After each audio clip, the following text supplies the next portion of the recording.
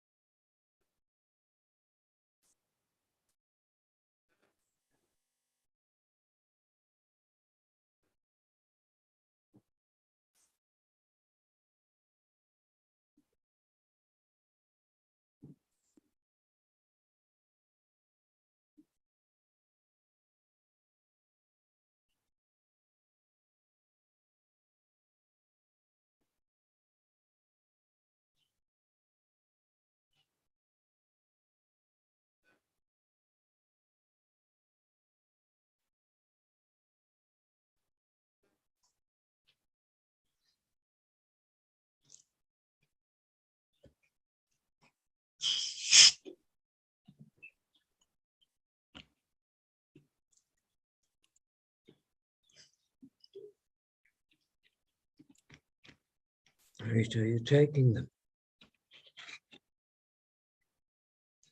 It's just me and you.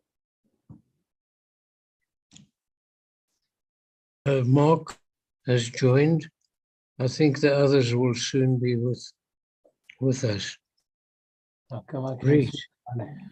Swallow your tablets, please. Don't chew them.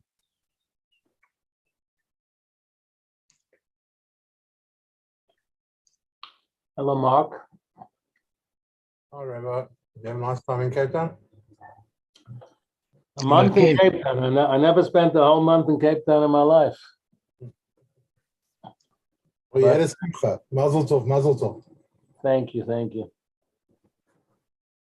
So I walked from Mowbray to Claremont Shul last Shabbos, over an hour in the heat and back, Oh, yeah, that's quite a way. because Mowbray was closed. They're open every other Shabbos. Good to have you back, Rabbi. Thank you, Ken. Sorry. Okay, before I go away again, let's learn a little bit. Okay, we're going to start because I have a bunch of meetings starting after lunch. So if you have been following, the previous chapters spoke about the idea of a chazokah. Chazokah means literally, how would I translate chazokah literally? If something has been established over a period of time. So it applies, for example, in shul. Somebody's been doing mafta yoina for the last 20 years in shul. He has a chazokah. It's his, and you shouldn't take it away from him without his blessing. If you're a shul gabbai, my guys once did it with somebody who had psichas nila chazokah, and there was a big faribul, and it cost them a lot of money. So, but here we're talking about property ownership. So if there's a dispute between people as to who owns a property, and there is somebody who is on the property, and he says, I bought it from you.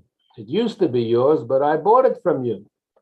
I've been on this property for 3 years nonstop, and you never said one word of protest.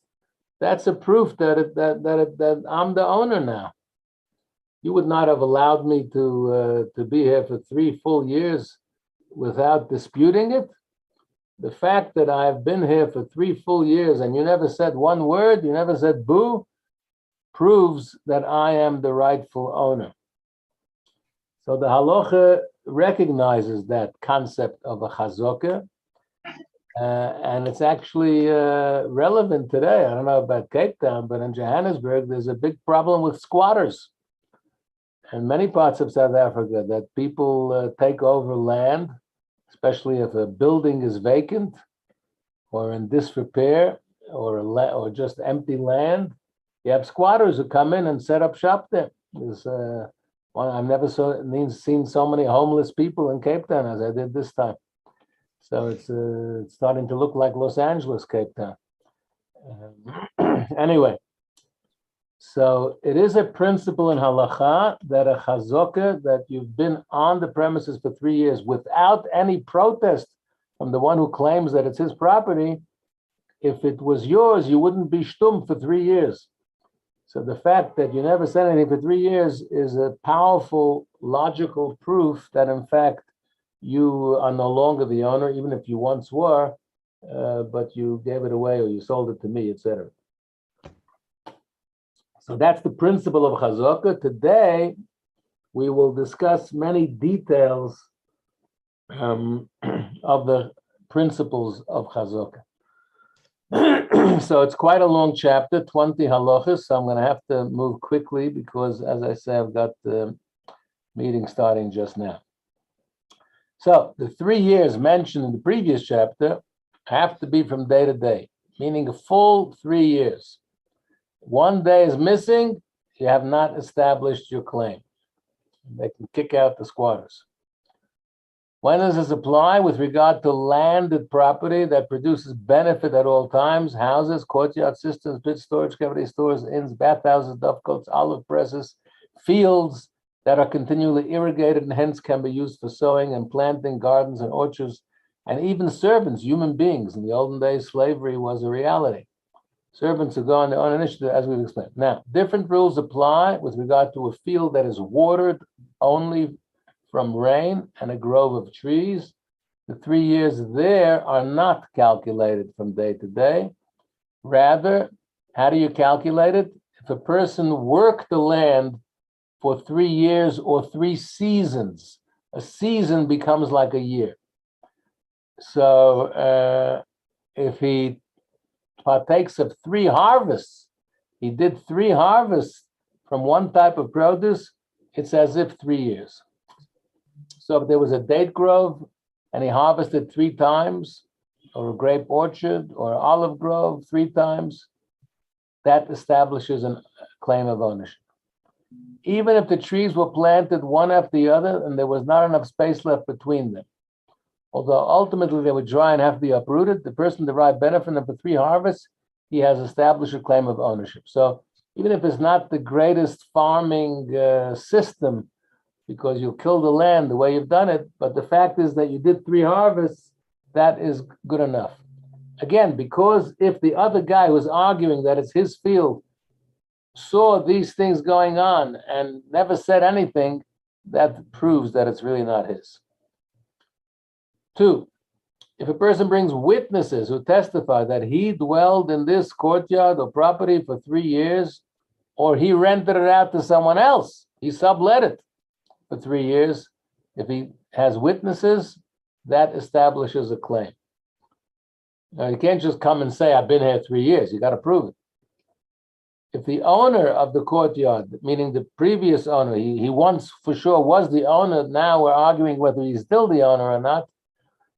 If he says, maybe you or your tenant did not dwell there during the day and during the night, that is a valid claim. You can't just make an appearance. You have to actually live there. We tell the person in possession, the one who's there, bring witnesses that throughout these years you were there day and night and never left. Even when witnesses come and testify that the person in possession rented the field to us and we dwell there during the day and during the night, if the owner demands let them bring witnesses, he's entitled to do that, and they have to bring proof that they were there day and night. The rationale is that the matter is dependent on them and is not dependent on the claim of the person in possession of property, that they should testify on his behalf. So it has to be proven by those who were there, whether it's the guy who's in possession or if he sublet it, those other people have to prove that they were there. 3, different laws apply if the person in possession of the property of the witnesses were traveling salesmen. Oh, what do you mean I have to prove I'm there day and night? I can't be there day and night. I'm a traveler. I go to the Platteland. I go to Cape Town. I go to KZN. I'm not there every day. That's my home, but I travel. So then, in such a situation, the court makes a claim on behalf of the owner at the outset. When he brings witnesses to try to substantiate his claim of ownership, the court tells him, bring witnesses who will testify that you manifested possession during the day and night. So you can prove it. You don't have to prove that you were there physically, personally, for 3 years, day and night. You're allowed to go out of town. But maybe you have to prove that your furniture was there, or that your workers were there, or whatever it was. When does this apply? With regard to courtyards, houses, and the like, in which people live day and night, different laws apply with regard to stores operated by merchants and the like. They're not open 24/7. They're closed. They're open 9 to 5 or whatever it is, 8 to 6. So in such a situation, if a person dwells in a store for 3 years during the day, that will establish a claim of ownership. He doesn't have to be there at night also, because it's a shop. It's open during office hours, not at night. Number 4, the 3 years mentioned must be consecutive. Can't be 2020, 2022, and 2024. If a person in possession of field sowed it 1 year, left it fallow the next year, then sowed it 1 year, left it fallow the next year, he does not establish a claim of ownership, even if he done it over 3 years in a 6-year period. It has to be 3 consecutive years. If it's a land that has to be worked, you have to work the land for 3 consecutive years. If the custom of the farmers of that area was to leave fields fallow, then he's doing what everybody else is doing. So it's no, excuse me, there's no point against him if he let the land lie fallow, because everybody else did the same. That's the way farmers behave. It's good for the land. So if everybody else did it, then it's fine. And he can argue that I left it fallow so that it'll produce more in the year that I sell it. That's the reason people do leave things fallow. 5. Now your 2 partners maintained possession of a field for 6 years. Each one did it in the alternate year. So one did it 135, one did it 246. Neither is considered to have established a claim of ownership, because the owner, the guy, the original owner who's claiming it's still his, can argue, since I neither saw nor heard of one person maintaining possession year after year for 3 years consecutive, I never said anything. I saw you there 1 year, I saw him the next year, so I didn't think I have to worry. I didn't see anybody there for 3 years, so I didn't have to scream and shout. Accordingly, if these partners compose a legal document attesting to their partnership and stating that they should each utilize the field in successive years, if 3 years pass in which they use it, then they do establish a claim, because once they made a document, in the olden days when it was a shtetl, and it was small communities, and everybody knew what was happening, what everybody was cooking next door for supper. So if there was a legal document that was made, the word would get out. Everybody would know about it. You could never do a legal document with witnesses and this in secret. So if it's public knowledge, then the owner or the past owner who's claiming it's his would have known about it, that there was a document. If there's a document, he should have got up and shouted. The fact that he did not protest, he forfeited his right. Similar laws apply if 2 people maintain possession of a servant and use his services year after year. Ordinarily, they do not establish a claim of ownership, but if there's a legal document concerning who has the rights of this servant, then they do.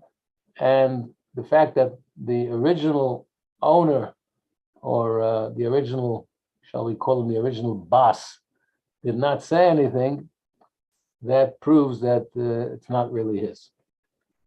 6. When a person who took possession of property derived benefit from its produce from 1 year, so he harvested 1 year, then he sold it.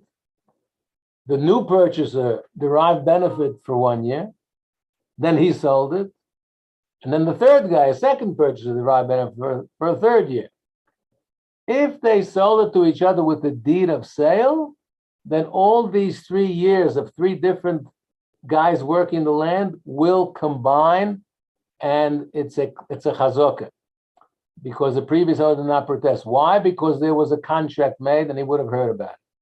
Otherwise, if it's 3 different people, he can say, I never thought I have to make a fuss. If they did not record the transaction in a deed of sale, then there's no chazokah established. The original owner can say, I didn't see one person there for 3 years, so I didn't have to make any protests. 7.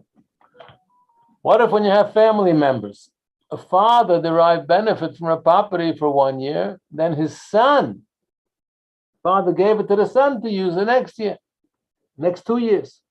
Or the father 2 years and the son 1 year.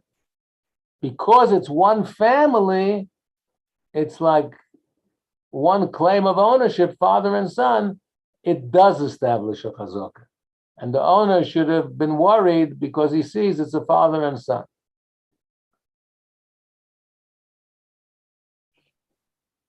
8. When a person seeking to establish a claim of ownership partakes of produce from a field for 1 year in the presence of the father who was the owner, and 2 years in the presence of his son, so 2 years for the father and 1 year the son, a claim of ownership is established. This is the reverse case, where the original owners are the father and son. Since a claim of ownership is established when the person partakes of its produce for 1 year in the presence of the father, 1 year in the presence of the son, and 1 year in the presence of the person who purchased the field from the son. So it could be 3 different people, but his father, son, and the one who purchased it. This law applies when the son sold the field together with all his fields. In such an instance, the person in possession of the field will not appreciate that it was sold, and hence will not necessarily be careful to maintain possession of his deed of acquisition beyond the 3-year period.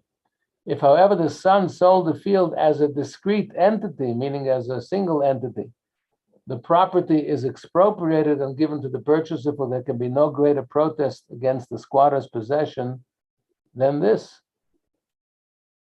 Selling it is the biggest proof that you're claiming ownership. 9, if the person in possession left the field fallow year after year, even for many years, since he did not derive any benefit from it, even if he was there 10 years, he does not establish a claim of ownership. Similarly, if he irrigated or even did no more than break up large clumps of earth, he did not benefit from his produce, there was no harvest, there's no claim of no chazaka. If the person in possession sowed it but did not make any profit, he got out what he put in, there's also no chazaka. So he has to derive some benefit from it, one way or the other. If you harvest the field as straw, that's also not called a claim of ownership. However, if in that region it was common to harvest straw because straw was very expensive, then he would establish a claim of ownership. That's a unique situation in that locale. 12, what if the things that were growing there were forbidden to derive benefit from, like orla? Orla is the first 3 years, you're not allowed to use the fruit of a tree. So if the person in possession partook of produce of a field that was orla, or it was Shemitah, this past year was a year of Shemitah, sabbatical year, or contained mixed species, kilayim, where you're not wheat and vines together, which you're not supposed to eat or plant. So he was engaging in a forbidden activity. Orla, Shemitah, kilayim, it's all forbidden activities. But that's a separate issue. He'll have to deal with God when he gets, after 120, he'll have to answer to that. He'll be accountable. But in terms of the issue of chazakah, that's not really relevant. What's relevant is that he was there for 3 years on this plot of land, and the other guy never protested. Whether he was doing something that's halachic or anti-halachic is really not relevant to the case. If the property in question was stony or rocky, so you can't grow things, so how do you derive benefit from it? So there's other appropriate ways in which people derive benefit. You spread your fruits out to dry, you let your animals graze there. There's other ways of deriving benefit besides harvesting. If it does not derive any benefit in any way, then there's no claim of ownership. 14, the following rules apply when a person would tie his animal in a specific way in a courtyard belonging to a colleague, or raise chickens there, or place an oven, range, or mill there, or places fertilizer there, which pretty much he looks like he's behaving like an owner. You know, I don't know anybody who doesn't own the property who puts down fertilizer, except of course the gardener who works for the owner. Whether or not he erects a barrier there, if he uses the property for these purposes during the day and the night and claims that the owner of the courtyard sold or gave him that place, he will establish a claim of ownership by doing those things, raising chickens or fertilizer or whatever it is. 15. The following rules apply when a field is surrounded by a fence and a person took possession of it and sowed crops where? Outside the fence, deriving benefit from the portion of land that is not protected by the fence. even though he derives benefit year after year, he has not established a claim of ownership because the original owner can claim, what do you mean? I saw he's planting outside the property, outside the gate. He's not planting my field, he's planting outside. That doesn't worry me. So I didn't protest. This law also applies to anyone who sows crops in a place that is not protected and the crops are accessible to animals and other people. So it looks like he's not behaving like an owner. That looks like he's behaving like a temporary guy who's doing something quickly, but he's not planning on staying there permanently. Otherwise, why would he do it in such a manner? He would do it inside the property proper. 16, when the person in possession derives benefit from the entire property, except for one portion fit to sow a quarter of a kav of grain, that's a measurement of grain, he establishes a chazokah over the whole field with the exception of that portion which he did not benefit from. Even if that was a rocky portion in the midst of his field, which you can't really plant things there, so he could have used it for other things. He could have put his figs out to dry or had his animals graze there. If he did not use it in a way appropriate to that land, he cannot establish a claim over that land. So he can get the claim over everything else with the exception of that portion of land he did not use. 17, the following was applied when one person took possession of trees. So now you have an orchard. You have a field with trees. One guy is planting the land. Another guy is planting the fruit trees. Now, who does it belong to? Who's the balabas over here? So if one person took possession of trees and derived benefit from their produce, another took possession of the land, sowed crops there and derived benefit from them, and then each one claims the whole land is his. And he purchased it from the original owner. So what do? Solomonic wisdom here. The person in possession of the trees gets the trees. And the immediate land just around the trees that he needs to work there. And the person in possession of the land gets the remainder of the land. That's how it's divided. 18. When a person benefits from all the produce of a tree for 3 years and then issues a claim against the owner of the tree, you sold me this tree and its land, he is granted an amount of land equivalent to the thickness of the tree until the depths of the earth. So he didn't sow the land, he only did the tree. So his claim of a chazokah on the tree is accepted, and he'll own the tree, and he can go all the way down. So if he discovers gold under the tree, it's going to belong to him. But the whole land, which he did not sow, he cannot claim a chazokah. 19, if there were 30 trees within a tree grove large enough to sow 3 sa'ah of grain, if a person in possession benefited from 10 trees in the first year, 10 other trees in the second year, and the last glot of 10 in the third year, he does establish his possession over the entire grove. You might argue, what do you mean? He didn't do the whole, he should only get 10. Why is he getting the whole thing? Because he did 10, 10, 10. He did all of that. I guess that's how it worked with trees. I'm not much of a farmer, so. The above applies when the 10 trees from which he benefited were spread through the entire area of the field, and the other trees did not produce any fruit. If, however, the other trees produced fruit, and he did not partake of it, then his chazokah is only on the produce from which he did partake. So if nothing grew there, then we can't have any complaints against him. What do we expect him to do? Stand there and look at it, tie yellow ribbons around the tree. But if they grew and he didn't benefit, then that proves that he can't claim it's his. Finally, number 20. When does it apply? When he benefited from some of the fruit and the people reap the remainder of the fruit. If, however, he left the fruit on the trees and benefited from the fruit from several portions throughout the entire grove, he then establishes a claim of ownership over the entire field, even though he did not collect all its produce. So he allowed other people to help themselves here and there, but the fact is that he was active throughout the whole field. So even there were maybe pockets here and there, it's still a chazaka for him. Okay, so quick quiz. The person in possession of the field sowed it 1 year, left the fallow the next year, and then sowed it 1 year. Does he have a chazaka? Unmute yourselves and tell me.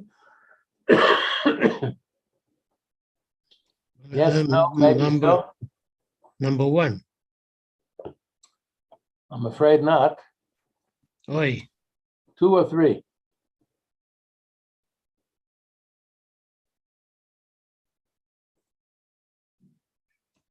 I went with 2 because he said generally the answer is not, but if the townspeople there let their lands lie fallow and he did the same, then it won't be counted against him. Yeah. 2, if a field was sold 3 different times with each owner working on it for a year, is a claim of ownership established? Number 2.